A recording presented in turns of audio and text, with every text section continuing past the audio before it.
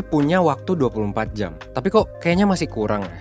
Nah, apakah lo termasuk orang yang pernah nanya kayak gitu ke diri lo sendiri?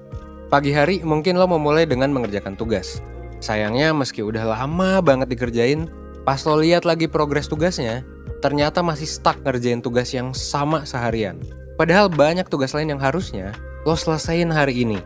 Kayak misalnya lo harus meeting, lo harus masak, belum lagi lo harus bersih-bersih rumah, dan mungkin nelpon pacar gitu.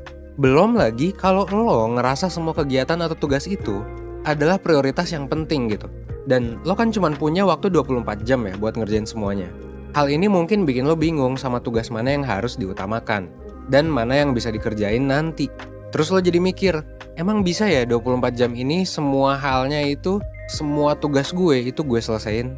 Nah, masalahnya adalah pas kita coba lihat orang lain, misal teman-teman kita lah ya, yang deket-deket aja dulu.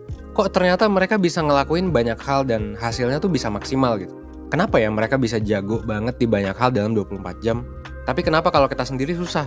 Well, di video ini gue bakal ngejelasin tips soal manajemen waktu. Supaya di tengah banyaknya kesibukan lo ini, lo tetap bisa nih termotivasi untuk produktif dan lo bisa memanfaatkan waktu yang ada dengan sebaik-baiknya. Makanya saran gue lo tonton video ini sampai habis biar lo dapat keseluruhan insight-nya tentang gimana memanage waktu. Nah, ada hal mendasar yang perlu lo ketahui tentang manajemen waktu. Kunci manajemen waktu yang sukses sebenarnya adalah seberapa kuat motivasi lo buat mengatur waktu supaya lo bisa lebih produktif. Terus gimana nih biar motivasi kita jadi kuat? Well, motivasi yang kuat ya, kalau berdasarkan riset, kalau berdasarkan kajian literatur dari yang tim 1% buat, itu tuh kita harus menguasai 3 skill utama ini. Pertama adalah awareness, kedua adalah arrangement, ketiga adalah adaptation. Nah, apaan tuh maksudnya? Well, di video ini gue mau ngebahas salah satu aja skill yang cukup penting dalam manajemen waktu, yaitu gimana caranya supaya lo bisa nyusun jadwal lo dengan baik setiap harinya. Menyusun itu artinya adalah skill yang arrangement.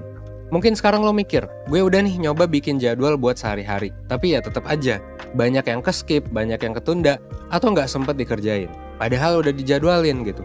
Yang pada akhirnya bikin lo nanya juga, ini salah gue di mana ya? Well, sebenarnya ada beberapa hal spesifik dan sederhana nih, yang bisa lo lakuin dan akan ngaruh banget gitu. Apa tuh? Solusi pertama yang bisa dilakuin adalah lo tetap coba buat jadwal. Mungkin lo udah coba buat jadwal kan? Nah, tapi sekarang coba untuk ditulis dan lebih spesifik gitu. Dalam bentuk apa? Dalam bentuk checklist. Jadi ini yang pertama harus lo lakuin ya. Lo harus bikin checklist. Coba lo tulis kegiatan apa aja yang mau lo lakuin dan batas waktunya. Misalnya hari ini lo punya jadwal kuliah selama 3 jam. Terus lo harus nugas selama 2 jam dan lain seterusnya. Ini sebaiknya lo susun secara urut, sesuai waktunya, atau bisa juga lo susun sesuai prioritas. Terus di samping jadwal kegiatan yang udah lo susun, checklistnya ya, hal selanjutnya yang bisa lo lakuin adalah lo bikin kotak kecil tempat lo checklist kalau kegiatan itu udah dilakuin. Jadi ini hal yang kedua ya, lo bikin kotak di sebelah checklistnya buat nyoret si checklistnya itu. Biasanya ada rasa puas dan lega ketika lo checklist kegiatan-kegiatan yang ada di jadwal itu. Ini juga bisa bikin lo jadi tambah semangat buat nyelesain tugas-tugas yang lain gitu. Kalau kata Gawande dalam bukunya The Checklist Manifesto, bikin checklist itu jadi cara simple dalam manajemen waktu karena bakalan bikin kita lebih fokus, satu ya, sama prioritas kegiatan. Yang kedua, ini bakal bikin kita disiplin sama tugas-tugas yang kita punya. Dan yang ketiga, ini bisa jadi reminder juga buat tugas-tugas selanjutnya.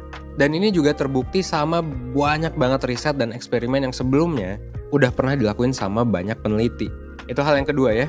Hal yang ketiga yang bisa lo lakuin adalah untuk ngasih reward ke diri lo sendiri. Nah, rewardnya kayak gimana? Secara psikologis, manusia akan ngikutin ya tindakan yang munculin konsekuensi positif. Kalau misalnya tindakan lo itu menghasilkan konsekuensi yang positif, kemungkinan besar lo bakalan ngelakuin hal itu lagi gitu. Kayak kalau lo ngelakuin A terus konsekuensinya B, lo bakalan ngelakuin A terus-terusan kalau B itu bagus gitu.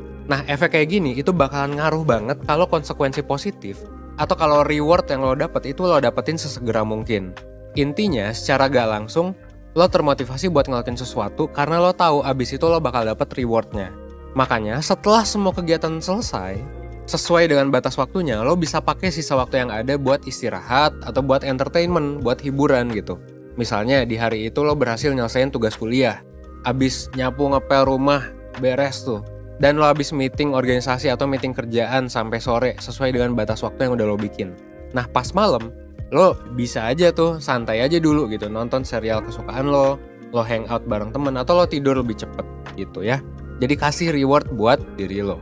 Bikin rencana kegiatan itu memang susah-susah gampang ya. Lo mungkin masih bingung gimana ngatur mana kegiatan yang urgent, mana yang prioritas, mana yang penting, mana yang di hold, dan lain sebagainya. Hal yang tadi gue bilang sebenarnya baru 3 hal sederhana doang. Padahal sebenarnya banyak nih hal lain yang bisa lo pelajari dari gimana caranya memanage waktu dengan baik.